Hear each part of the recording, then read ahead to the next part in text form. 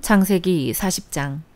얼마 후 이집트 왕의 슬 맡은 관원장과 빵 굽는 관원장이 그 주인인 이집트 왕에게 잘못을 저질렀습니다.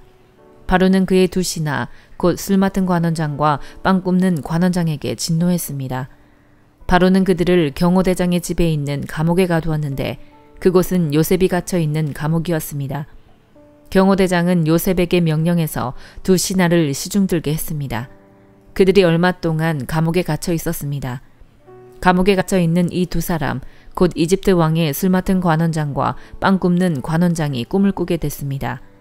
각자 같은 날 밤에 꿈을 꾸었는데 그 내용이 서로 달랐습니다. 다음날 아침 요셉이 그들에게 왔을 때 그들이 침울해 있는 것을 발견했습니다. 요셉은 자기 주인의 집에 함께 갇혀 있는 바로의 신하들에게 물었습니다. 오늘은 두 분의 얼굴빛이 왜 그리 안 좋으십니까? 그들이 대답했습니다. 우리가 꿈을 꾸었는데 꿈을 풀이해 줄 사람이 없구나. 요셉이 그들에게 말했습니다. 꿈을 풀이하는 것은 하나님께 달린 일이 아니겠습니까? 꿈꾸신 것을 제게 말씀해 보십시오. 술 맡은 관원장이 요셉에게 자기가 꾼 꿈 이야기를 했습니다. 꿈속에서 내 앞에 포도나무가 하나 있는 것을 보았네. 그 나무에 가지가 셋 달렸는데 싹이 돋고 곧 꽃이 피더니 금세 포도송이가 열리는 것이었네.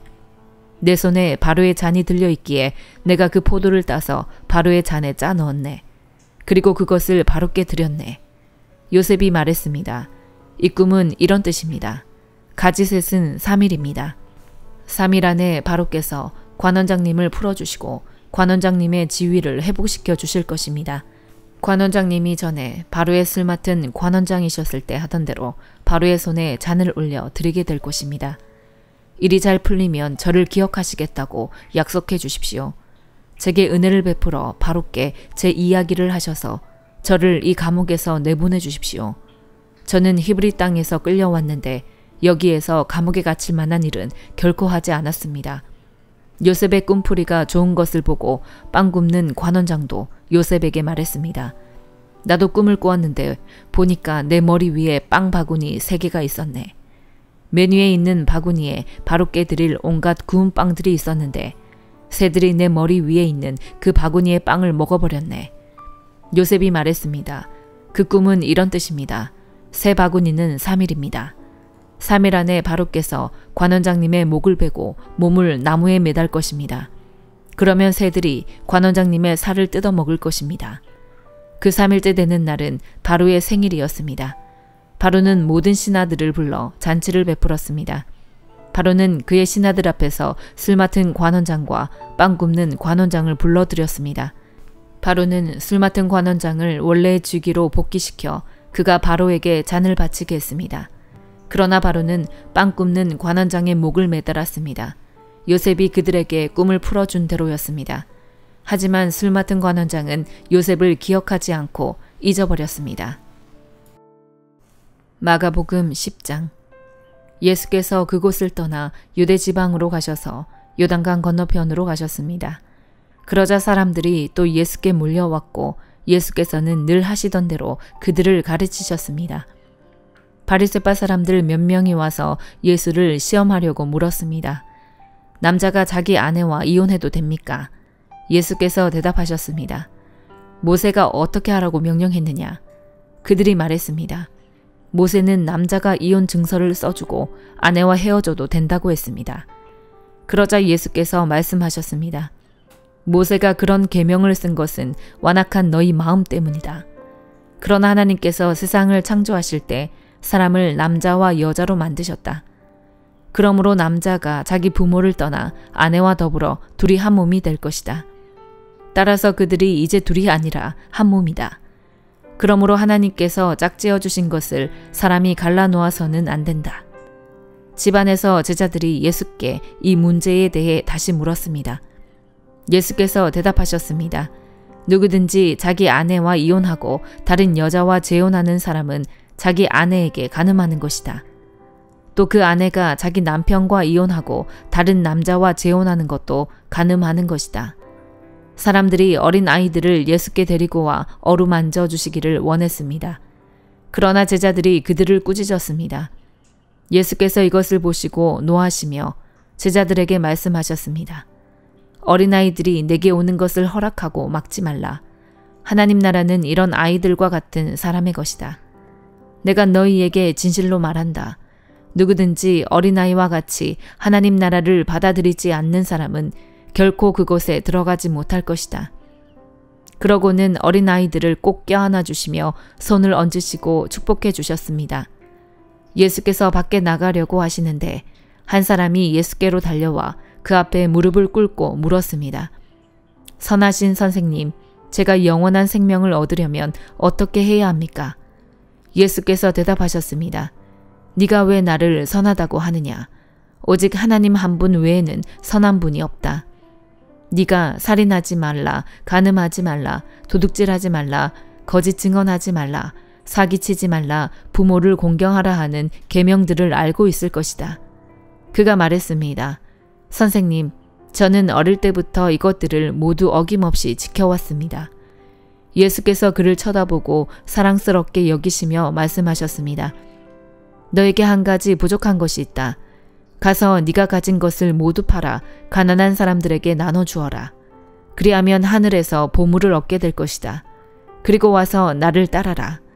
이 말씀을 듣자 그 사람은 무척 근심스러운 얼굴로 슬퍼하며 떠나갔습니다. 그가 대단한 부자였기 때문입니다. 예수께서는 제자들을 둘러보시고 말씀하셨습니다. 부자가 하나님 나라에 들어가기가 참으로 어렵다. 제자들은 예수의 말씀에 무척 놀랐습니다. 그러자 예수께서 다시 말씀하셨습니다. 얘들아, 하나님 나라에 들어가기가 얼마나 어려운지 부자가 하나님 나라에 들어가는 것보다 낙타가 바늘귀를 지나가는 것이 더 쉽다. 제자들은 더욱 놀라서 서로 수군거렸습니다. 그러면 도대체 누가 구원받을 수 있다는 말인가? 예수께서 그들을 보시고 말씀하셨습니다. 사람은 할 수 없지만 하나님께서는 하실 수 있다. 하나님께는 모든 것이 가능하다. 베드로가 예수께 말했습니다. 보시다시피 우리는 모든 것을 버리고 주를 따랐습니다. 예수께서 말씀하셨습니다. 내가 너희에게 진실로 말한다. 나와 복음을 위해 집이나 형제나 부모나 자식이나 자기 땅을 버린 사람은 지금 이 세상에서 집과 형제 자매와 어머니와 자녀와 땅을 100배나 더 받되 핍박도 함께 받을 것이고 이제 올 세상에서는 영원한 생명을 받을 것이다. 그러나 먼저 된 사람이 나중되고 나중된 사람이 먼저 되는 일이 많을 것이다. 그들이 예루살렘으로 올라가는 길이었습니다. 예수께서 앞장서서 그리로 향하시자 제자들은 놀랐고 뒤따라가던 사람들도 두려워했습니다. 예수께서는 다시 12제자를 따로 불러놓으시고 앞으로 자신에게 일어날 일을 말씀해 주셨습니다. 우리는 지금 예루살렘으로 올라가고 있다. 인자는 배반당해 대제사장들과 율법학자들에게 넘겨질 것이다. 그들은 인자를 죽이기로 결정하고 이방 사람들에게 넘겨줄 것이고 이방 사람들은 인자를 조롱하고 침을 뱉고 채찍으로 때린 뒤 죽일 것이다. 그러나 3일 만에 그는 다시 살아날 것이다. 그러자 세베대의 두 아들 야고보와 요한이 예수께 다가와 말했습니다. 선생님, 저희의 소원을 들어주시기 원합니다. 예수께서 물으셨습니다. 내가 너희에게 무엇을 해주었으면 좋겠느냐? 그들이 대답했습니다. 주께서 영광의 자리에 앉으실 때 저희 중 하나는 오른편에 하나는 왼편에 앉게 해주십시오. 예수께서 그들에게 말씀하셨습니다. 너희가 지금 무엇을 구하고 있는지 알고 있느냐? 내가 마시는 잔을 너희가 마시며 내가 받는 세례를 너희가 받을 수 있겠느냐? 그들이 대답했습니다. 할 수 있습니다. 예수께서 그들에게 말씀하셨습니다. 너희도 정말 내가 마시는 잔을 마시고 내가 받는 세례를 받을 것이다. 그렇지만 내 오른편이나 왼편에 앉는 것은 내가 정해주는 것이 아니다. 그 자리는 미리 정해놓은 사람들에게 돌아갈 것이다. 다른 10명은 이 말을 듣고 야고보와 요한에게 분개했습니다. 예수께서는 그들을 함께 불러놓고 말씀하셨습니다. 너희도 알듯이 이방 사람의 통치자라는 사람들은 백성들 위에 군림하고 그 고관들도 권력을 행사한다. 그러나 너희는 그렇게 해서는 안 된다. 오히려 누구든지 너희 중에서 큰 사람이 되고 싶은 사람은 너희를 섬기는 자가 돼야 하고 누구든지 으뜸이 되려는 사람은 모든 사람의 종이 돼야 한다. 인자 역시 섬김을 받으러 온 것이 아니라 섬기러 왔고 많은 사람들을 구원하기 위해 치를 몸값으로 자기 생명을 내어주려고 온 것이다. 그들은 여리고로 갔습니다. 예수와 제자들이 많은 사람들과 함께 그 성을 떠나려는데 디메오의 아들 바디메오라는 눈먼 사람이 길가에 앉아 구걸하고 있다가 나사렛 예수라는 말을 듣고 소리치기 시작했습니다. 다윗의 자손 예수여, 나를 불쌍히 여겨주십시오. 많은 사람들이 그를 꾸짖으며 조용히 하라고 했습니다. 그러나 그는 더욱더 큰 소리를 질렀습니다. 다윗의 자손이여, 나를 불쌍히 여겨주십시오. 예수께서 걸음을 멈추시고 말씀하셨습니다. 저 사람을 불러오너라. 그러자 그들이 그 사람에게 말했습니다. 안심하고 일어나라. 예수께서 너를 부르신다. 그는 겉옷을 던져버리고 벌떡 일어나 예수께로 갔습니다. 예수께서 그에게 물으셨습니다. 내가 무엇을 너에게 해주기 원하느냐? 앞을 못 보는 사람이 대답했습니다. 선생님, 제가 보기를 원합니다.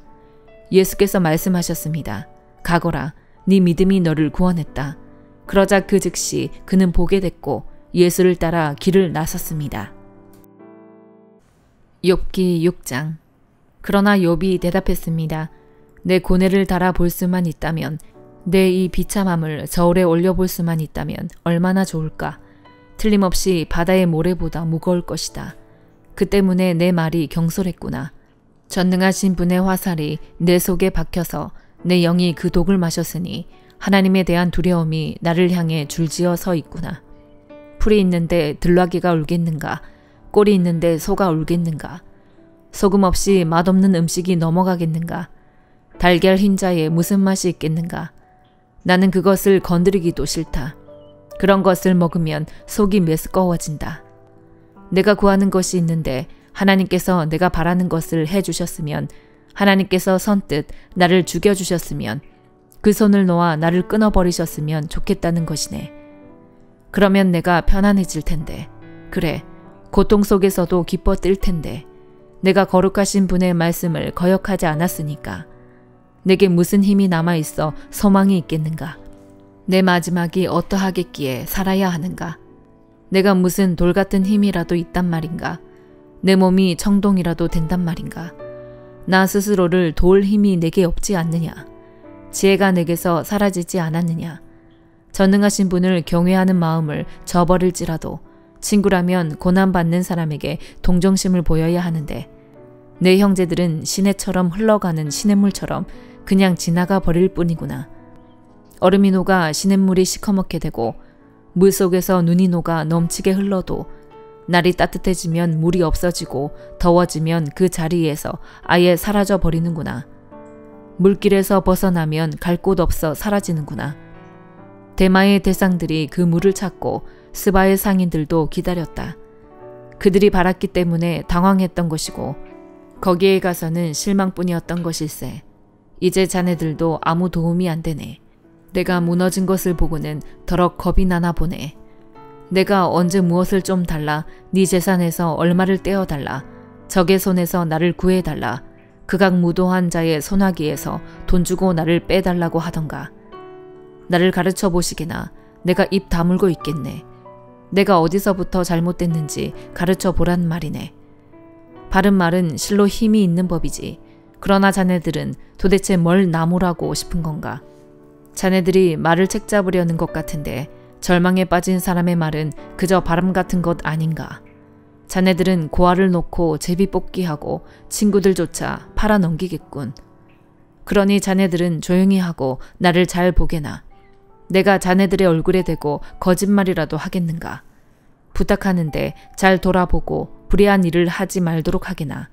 내 의가 아직 여기 있으니 다시 생각해 보게나. 내 혀에 불의가 있던가. 내 입이 악한 것을 분별하지 못하겠는가. 로마서 10장. 형제들이여, 내 마음의 소원과 이스라엘을 위해 하나님께 기도하는 것은 그들이 구원을 받는 것입니다. 내가 그들에 대해 증언합니다. 그들은 하나님께 열심히 있으나 지식을 따른 것이 아닙니다. 그들은 하나님의 의를 알지 못하고 자기 의를 세우려고 애쓰면서 하나님의 의에 복종하지 않았습니다. 그리스도께서는 믿는 모든 사람들이 의에 이르게 하기 위해 율법의 마침이 되셨습니다. 모세는 율법으로 인한 의에 대해 기록하기를 율법을 행한 사람은 그것으로 살 것이다 라고 했습니다. 그러나 믿음으로 인한 의는 이렇게 말합니다. 너는 속으로 누가 하늘로 올라가겠느냐 하지 말라. 이것은 그리스도를 모셔 내리려는 것입니다. 혹은 누가 지옥에 내려가겠느냐 하지도 말라. 이것은 그리스도를 죽은 자 가운데서 모셔 올리려는 것입니다. 그러면 그것은 무엇을 말합니까? 말씀이 너희 가까이 있으니 네 입속에 있고 네 마음속에 있다라고 했으니 이것은 우리가 전파하는 믿음의 말씀입니다.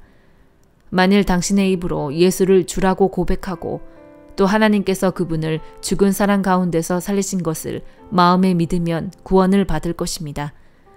사람이 마음으로 믿어 의에 이르고 입으로 고백해 구원에 이릅니다. 성경은 누구든지 그를 믿는 사람은 수치를 당하지 않으리라라고 말합니다. 유대 사람이든 이방 사람이든 차별이 없습니다. 동일하신 주께서는 모든 사람의 주가 되셔서 그분을 부르는 모든 사람에게 부요하십니다. 주의 이름을 부르는 사람은 누구든지 구원을 받을 것이다.